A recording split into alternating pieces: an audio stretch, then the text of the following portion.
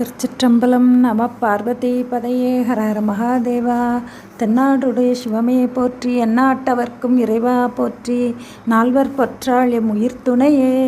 குருவர்களின் திருவர்களின் திருவடிகளே வணங்கி நிற்கின்றேன். இன்றைக்கி நம்ம பார்க்குறது 2ஆம் திருமுறை 112வது பதிகம் திரு ஆடானை. திரு ஆடானை பாண்டி நாட்டு தலம் 14ல் 1. இறைவர் திரு ஆதிரத்னேஸ்வரர், இறைவி அருள்மிகு அம்பாயிரவல்லி. தீர்த்தம் சூரிய தீர்த்தம், தலவிருஷம் வில்வம், ஆட்டுத்தலையும் யானை உடலுமாக சாபம் பெற்ற பிருகு முனிவர் அந்த உருவத்தோடு இங்கே வந்து வழிபட்டு சாபம் நீங்க பெற்ற தலம். சூரியன் வழிபடுவதற்காக நீலமணியை சிவலிங்கமாக தாபித்து பூஜை செய்து வழிபட்டானாம். இப்போ நம்ம பதிவு பொருள் பார்க்கலாம். திருச்சிற்றம்பலம். மாதர்க்கு உருகந்தேரேறிய ஆதியான் உரை ஆடானை போதினால் புனிந்தேத்து வார்த்தமை வாதியா வினை மாயுமே. அம்மை பாகன் ஏறேறி விடையேறி வரக்கூடிய ஆதி முதல் பொருள் இவர்களுக்கு தலைவனாகிய திரு ஆடானையில் உறையும் இறைவனை போதினால், போதுன்றது பூக்கள் பூப்பதற்கு முன் உள்ள நிலை, அரும்பு நிலை. அப்படி அந்த அரும்பு கொண்டு நாளும் பெருமான் திருவடிகளில் இட்டு போற்றி வழிபட ஏத்துவார்க்கு வாதியாவினை வருத்தம் வந்தடையாவே அப்படின்னு. பூவும் நீரும் கொண்டு நாளும் பூஜை செய்து வழிபடுபவர்களுக்கு வினைகள் வருத்தம் அடையாது, வினைகள் நம்மை வருத்தாது, நீங்கிவிடும், மாய்ந்து விடும் அப்படிங்கிறார். இந்த பதிகம் முழுவதும் பெருமானுக்கு பூக்கள் கொண்டு அர்ச்சனை செய்வது, அதன் பயனாக வினைகள் நீங்குதல், இதுவே சொல்லியிருக்கார். வாடல் வெண்தலை அங்கே ஏந்தி நின்று ஆடலான் உரை ஆடானை தோடுலாமல தூவிக்கை தொழ வீடும் உங்கள் வினைகளே. பூவினை கொய்து மலரடி போற்றுதும் நாமடியோம் தீவினை வந்தியமை தீண்டப்பெறா திருநீலகண்டம் அப்படின்னு திருநீலகண்ட பதியத்தில் திருஞான சம்பந்த பெருமான் காட்டுறார். அப்படி தோடுலாம் மலர்னா இதழ்கள் உடைய மனமுள்ள மலர்கள், அதை நிறைய தூவி பெருமான் திருவடிகளை தம் கையால் வணங்குபவர்கள் வினைகள் வீடும், அப்படி வினைகள் நம்மை விட்டு நீங்கும் அப்படிங்கிறார். 3வது பாடல். மங்கை கூறினன் மான்மறி உடை அம்கையானுரை ஆடானை தம் கையால் தொழுது ஏத்த வல்லவர் மங்கு நோய் பிணிமாயுமே. கடி மாமலர் தூவி நின்று பூக்கையால் அட்டி போற்றி எண்ணாத இந்த ஆக்கையால் பயன் அப்படின்னு திருநாவுக்கரசு பெருமான் காட்டுவார். தம் கைகளாலே இறைவனுக்கு பூவும் நீரும் கொண்டு நாளும் சிவபூஜை செய்து வழிபடுபவர்களுக்கு அவர்களுடைய நோய் நீங்கும், அறியாமையை செய்யக்கூடிய நோய் நீங்கும், பிறவி பிணியும் மாயும் அப்படிங்கிறார். இந்த பிறவி பிணி, வினைகள், நம்ம அறியாமையை செய்யக்கூடிய நோய், இதெல்லாம் நீங்கும் அப்படிங்கிறார். யாருக்குன்னா தம் கையால் பூவும் நீரும் கொண்டு இறைவனை ஏற்றி போற்றி வழிபடுபவர்களுக்கு. 4வது பாடல். சுண்ண நீரணி மார்பில் தோல் புனை அண்ணலான் உரை ஆடானை வண்ணமாமல தூவி கை தொலை எண்ணுவார் இடர் ஏகுமே.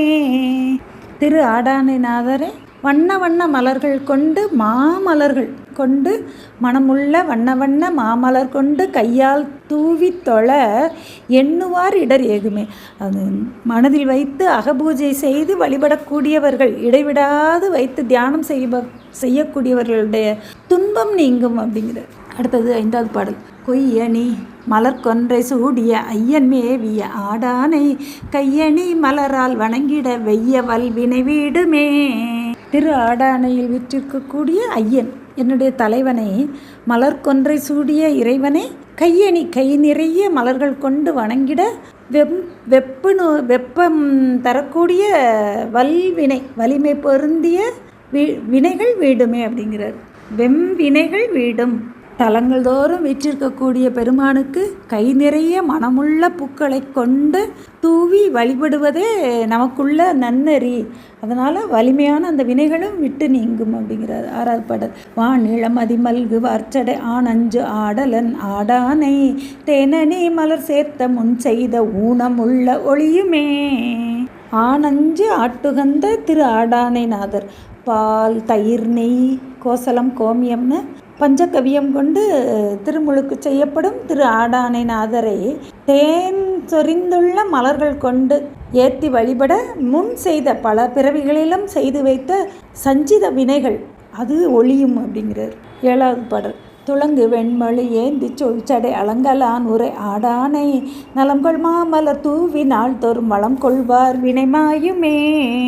உயிர்கள் நலம் கொள்ள, உயிர்கள் நலம் அடையும் பொருட்டு திரு ஆடானை நாதரை மாமலர் தூவி வழிபடணும், நாள்தோறும் வழிபடணும், வலம் வந்து வழிபடணும். இப்படி வழிபட நம்மளுடைய வினைகள் மாயும் அப்படிங்கிறார். 8வது பாடல். வெந்த நீரணி மார்பில் தோல் புனை அந்த மெல்லவன் ஆடானை கந்த மாமலர் தூவி கைத்தொழும் சிந்தையார் வினை தேயுமே.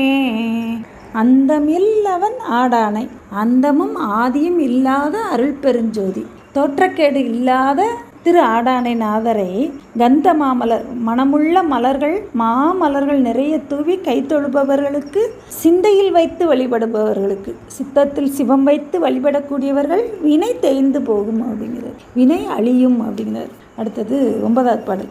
மறைவலாரோடு வானவர் தொழுது அறையும் தன் புனல் ஆடானை உறையும் ஈசனை ஏத்த தீவினை பறையும் நல்வினை பற்றுமே. திரு ஆடானையில் உறையும் ஈசனை ஏத்த தீவினை பறையும், தீவினை நீங்கும், நல்வினை பற்றுமே, நல்வினைகள் நம்மை வந்து அடையும் அப்படிங்கிறது. நமக்கு தீமையை செய்யக்கூடிய வினைகள், பிறவியை கொடுக்கக்கூடியது, நோயை கொடுக்கக்கூடியது, இதெல்லாம் இந்த வினைகள்லாம் நீங்கும், நல்வினைகள் நம்மை வந்து அடையும். அன்பால பெருமானின் திருவடிகளை பூவும் நீரும் கொண்டு அபிஷேகம் செய்தது, பூ மாலையை தொடுத்து கற்றி ஏற்றுற, பெருமானுக்கு அணிந்து அழகு செய்தல், ஏற்றுதல், அவனை ஏற்றி வழிபடுதல், போற்றி நிற்றல், திருமுறை படித்தல், தொழுது வணங்கி, அதெல்லாம் நல்வினைகள். அந்த நல்வினைகள்லாம் நம்மை வந்து பற்றும் அப்படிங்கிறார். 10வது பாடல். மாயனும் மலரானும் கைத்தொழ ஆய அந்தனன் ஆடானை தூய மாமல தூவி கைத்தொழ தீய வல்வினை தீருமே.